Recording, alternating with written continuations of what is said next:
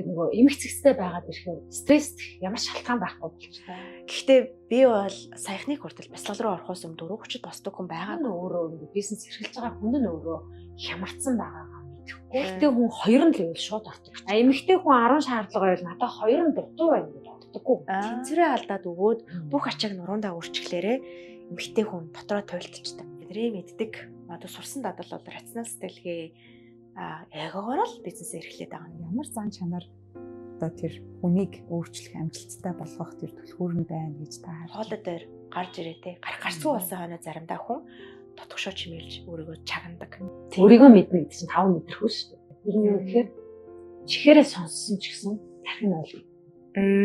Нүдэрээ харсан гэсэн нүдэндээ итгэдэггүй. Би сэтгэлийн хувьд бэлнэ үү гэдэг өөрсдөө асуу. Шинжилгээ ухаан талаас бол тэр чинь нөгөө бизнесээ зүрх сэтгэлээр удирдахж байгаа байхгүй. Эмэгтэй болгох тусам ядаж тэнд байгаа хөвгүүд чинь дурлаа. За ингээд энэ салбарт ороод ирэнгүүт чинь цалин өндөртэй.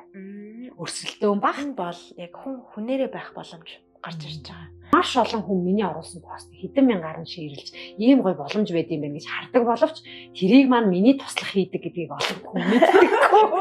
Цаг хугацаа орон зай сонголт өөрөө эрхчлөөгөө олж аваад тэгээ өөртөөгөө тийм уулздаг. Тим таталтай болоосаа бид нар дандаа нэг авдаг хүмүүс биш.